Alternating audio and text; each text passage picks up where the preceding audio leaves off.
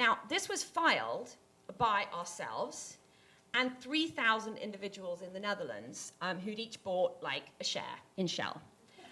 We had no support from the institutional investment community, who are the fiduciaries on behalf of millions of people all over the world. And Shell is still the biggest company in Europe. It's still, an absolute backbone of most European and certainly British pension fund portfolios, because the divestment movement hasn't quite caught on yet in the pension fund industry in the UK.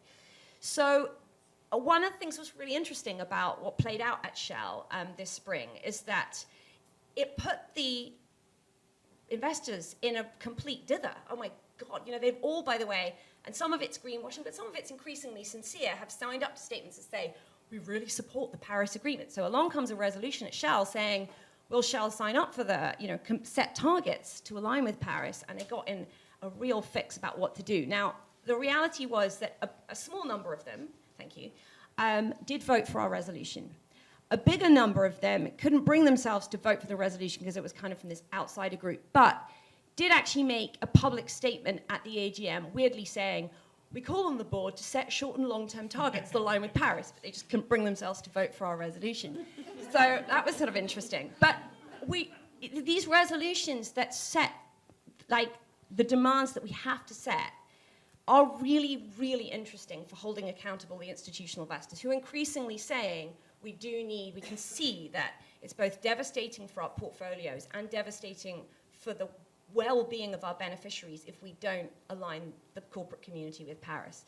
So I do actually think that there's a new generation of radical resolutions which will actually act to hold accountable the institutional investors, and that the divestment movement, along with doubling down on the call for divestment, because it absolutely is it's critical to protecting portfolios now, should be saying, but just sell everything bar one share and be in the fight to get these resolutions passed. Can I add one thing? Not to disagree with my friend Catherine.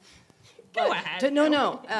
Actually, I would dicker a little bit about the shares, if they're sold or caught up quickly or bought up quickly by another investor. In fact, the companies are buying them back themselves.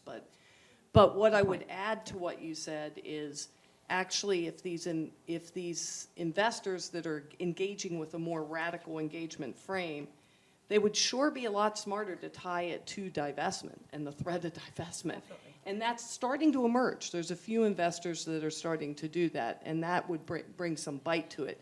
But that is still way and by far on the margins, right? The mainstream engagement is not time-bound. It's going, next 5 years we want the companies to do X, Y, and Z, and then after 5 years, if they didn't do it, we'll rethink what we're going to do. Planet doesn't have time for that. So a good example of that would be the Church of England, where they have now, they passed a motion at Synod, which is their kind of parliament of the Church of England, saying we're going to engage till 2022, and if we haven't got the results, and this is now enforced, will be enforced by the Church of England because they've passed it as their own law, we will fully divest all of our Church of England portfolios. So that's an interesting example where they've set their own timetable. But what's important about that example is that the pressure for that came from the grassroots of the Church of England. The divestment movement in the Church of England has now had a really profound influence on the investment strategy and the engagement strategy, which is saying it's got to be Paris compliant engagement, and if you don't get the results by 2022, you must be out. So I think that's a really interesting example of that. Can I riff off of that? Yes, of course. Okay, but it gets back to a question I know we talked about discussing. Going back to this notion of fiduciary duty. First of all institutional investors are not the same, right? A foundation is a not-for-profit institutional investor, a not-for-profit investor. And a university is a not-for-profit investor. And a hospital endowment is a not-for-profit investor, and as is a faith body, like the Church of England. So think about this. You receive charitable tax status to serve the public good. If your investments are arguably undercutting the public good, you are in violation of your mission, which is your highest duty, not your returns on your endowment.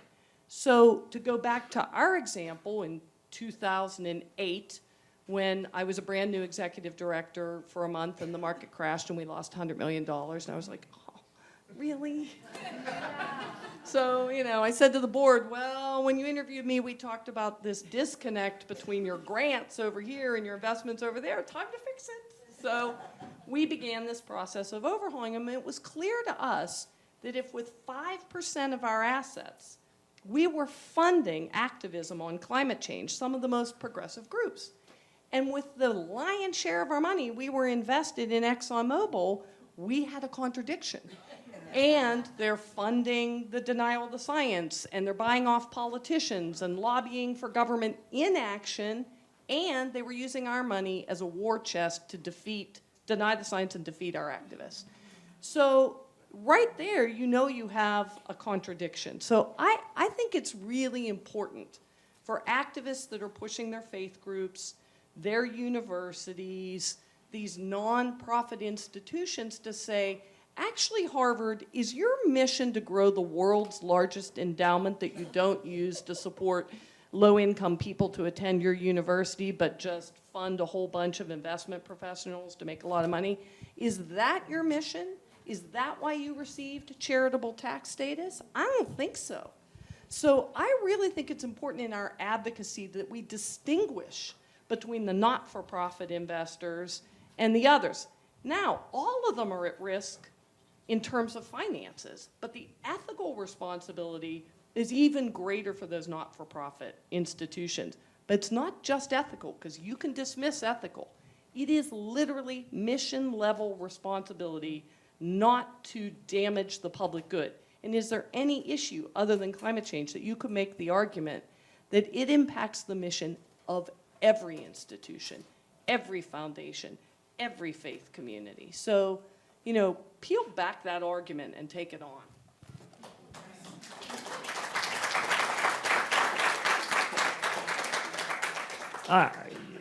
This brings up a question about further frontiers. I completely buy what you're saying about nonprofits. What about, I was at dinner last night with a bunch of corporate leaders, all of whom have pension funds, and all of whom are making all kinds of statements about their, sustainability. They have sustainability mission statements and sustainability reports and sustainability officers. And what do you think? Do you think we have some chance of starting to hold bringing corporations on board in this fight as well? Can I Please. respond to that? Yeah.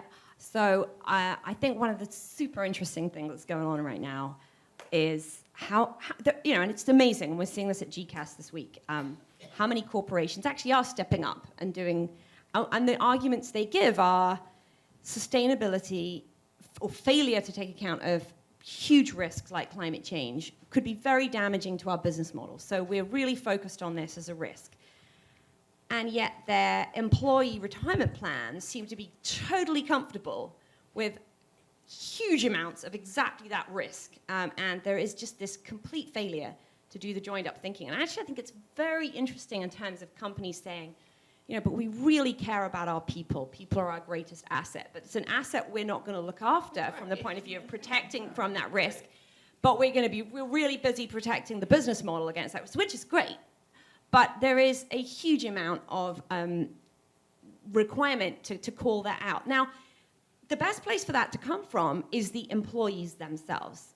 And we really need to have a more empowered approach by pension fund members. And by the way, we're beginning to see it in Australia. Yes. So I don't know if you are aware of a young hero, 23 years old, called Mark McVeigh, who is suing REST superannuation scheme, which is one of the big superannuation schemes in the US, for a failure, Australia, for a failure to inform him, which they have a duty to do, about climate risk. So the Australian pension fund industry has a legal obligation in Australian law to inform fund members about financial risk. But REST and many other superannuation schemes in Australia say nothing about climate. And this young man says, but climate is a material risk. By the time I come to retire, which for someone of 23 is some decades away, then, you know, the world could be ravaged by runaway climate change, impacting my portfolio, impacting my life. I think that's a risk you should maybe have told me something about. And it'll be so interesting to see how that case proceeds, and because hopefully that will be upheld by the courts, and then immediately every single superannuation scheme in Australia will have to quickly put something in. So I think this, and similarly, I've been talking to a woman in who used to work for JP Morgan, but is now, she still has a retirement fund with JP Morgan, and she's willing, and many others are emerging, and I just would ask every single one of you in the room to consider this. Will you be part of a movement where we start mobilizing people to write? We've got a whole amazing set of lawyers that will help us with getting the arguments right. We've obviously got incredible evidence like that from Carbon Tracker and other organizations around the financial case. We've got the legal arguments, we've got the financial case. We need the troops. We need people that will write and say, I think you're in breach of duty. What are you going to do about it? Because I think once a few schemes start to respond to that, everyone else has to start to. So I think this is one of the really exciting directions we can take the movement right now. I think that's extraordinarily powerful, among other things, because, I mean, the activist logic of divestment from the beginning was this was something that everybody, you didn't necessarily live near a coal mine, but you had some exposure to some pot of money that was somehow implicated. I mean, and I think we've come to feel that more strongly, you know, with each passing year. I mean, I now say over and over again, and I think it's really the truth, that money is the oxygen on which the fire of global warming burns, and that cutting it off is the key. So, it's been a great pleasure to watch the universe of possible kind of either targets or partners in this effort expand. I mean, we began really just thinking about people who we thought had a kind of strong moral connection, so universities or churches or things, but moved in all kinds of directions since. This seems like the next logical sort of build out in a way, to get as many people as possible. I have no idea why TIAA, CREF, for people like that think that it's just okay to be funding the destruction of the planet. So I hope that that becomes, because I think we can, you know, in the same way that when you talk about getting thousands of people writing letters, I mean, we need to be doing what Amnesty International did so powerfully around prisoners or whatever else, and I think we can do it.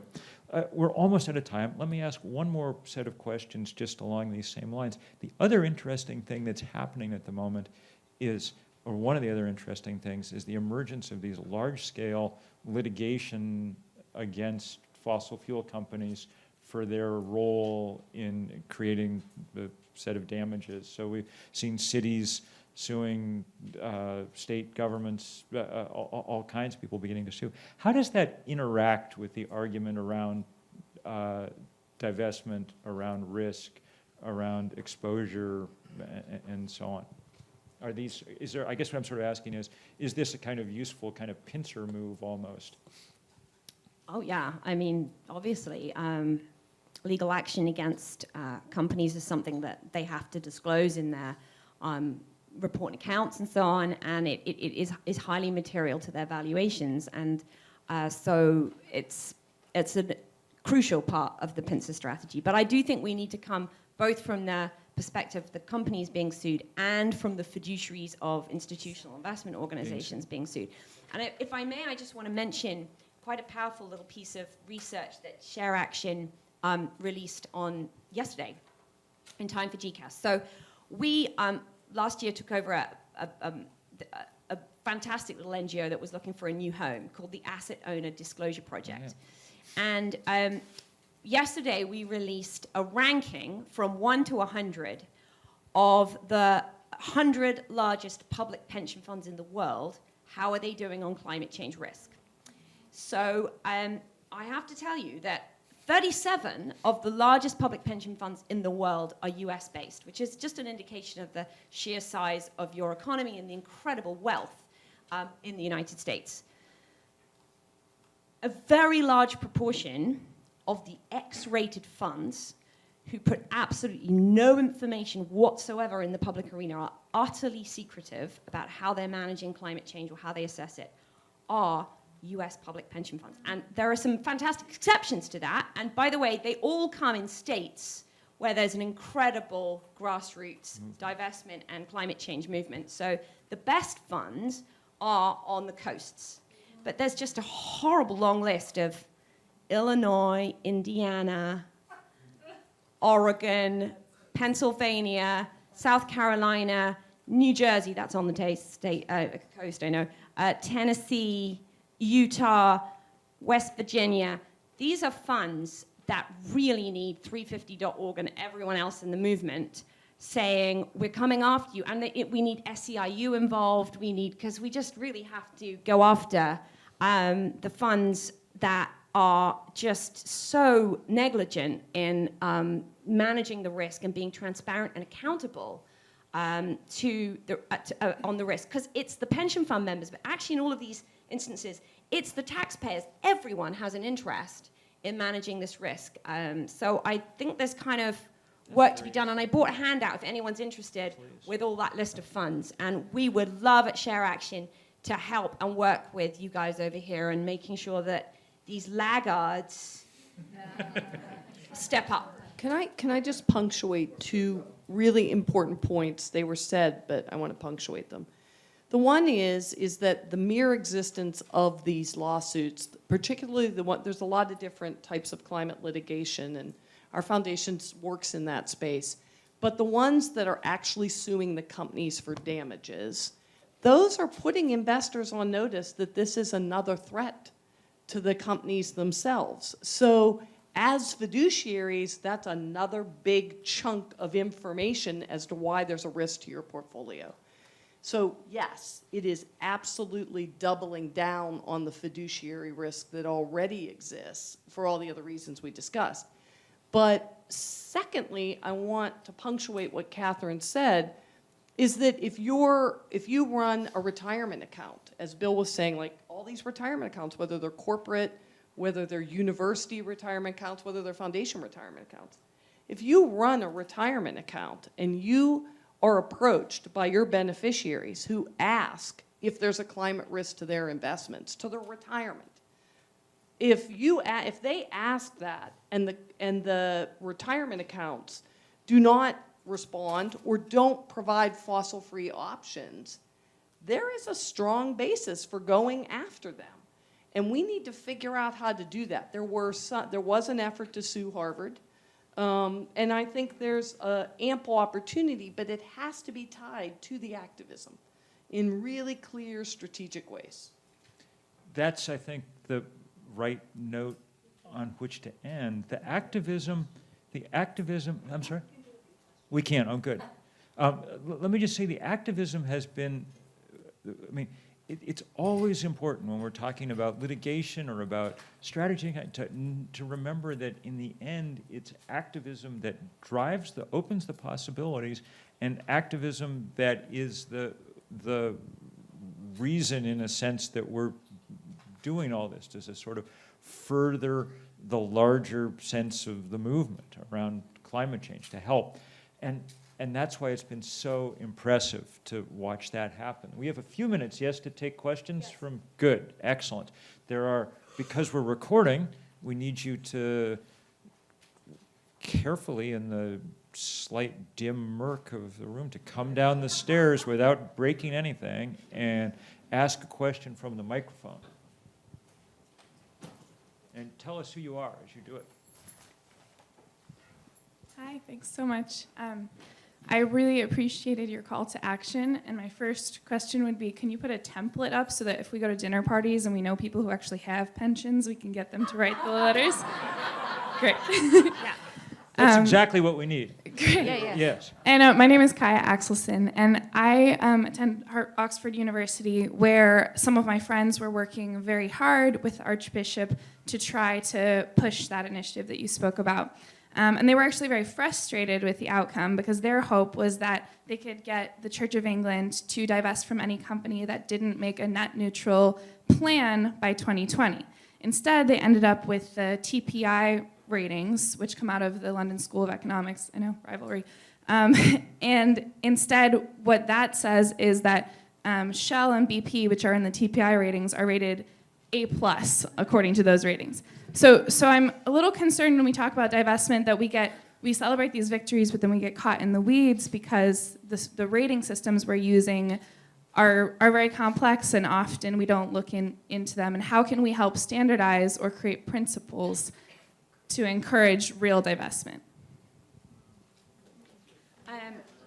So you're right that a lot of people in the Church of England were disappointed because they wanted full divestment now, and what they got was a commitment to divest with an engagement strategy that gets there. And I, for one, do defend that because I think that we do actually need this combination of resolutions and shareholder activism that call for Paris-compliant business models from these companies with the threat of divestment at a short time away, but with enough time to play out that strategy. So, but I know that there was very mixed feelings. And I also, by the way, there is a real dilemma around holding up the different companies.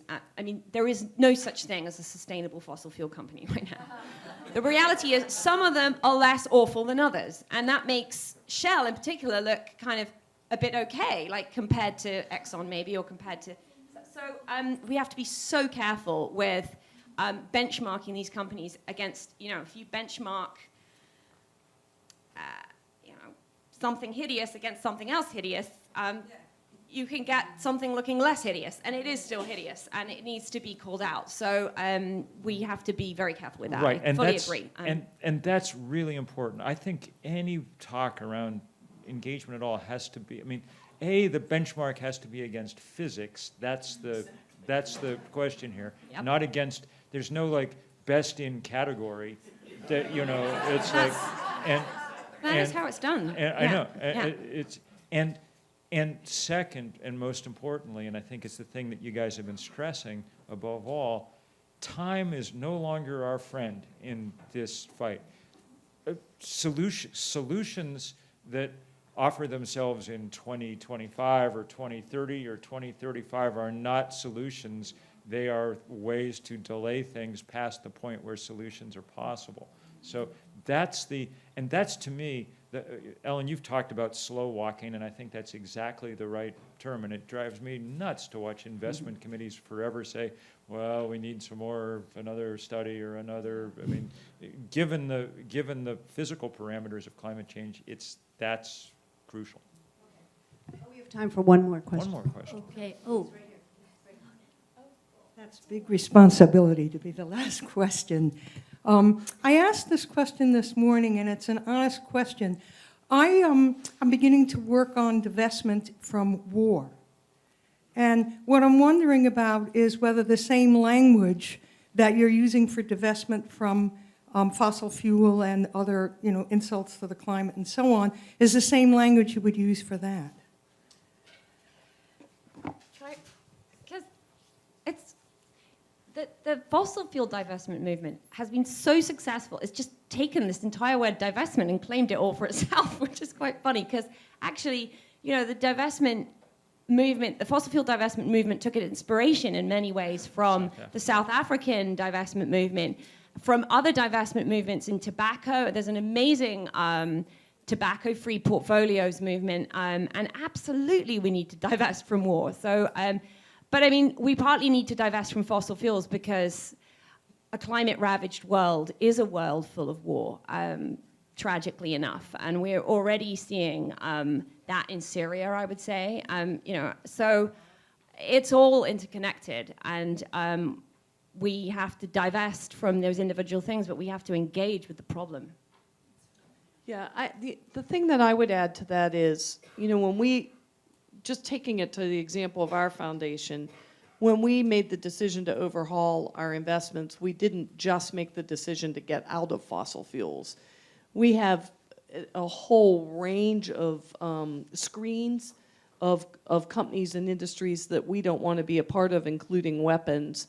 And we have goals around things that we do want to invest in the ways that we want to change the world. And I think that there are always going to be good examples about how this can be done in financially prudent ways, and so that you maintain a certain level of return that can maintain the business of operations of the investment fund. But I will say, so we're out of a lot of things, and I've been involved in a lot of these movements that have used finance as a tool for social change. And that's really what divestment campaigning is about, is using finance as our leverage, our base of power, to take on corporations who have, infinite power.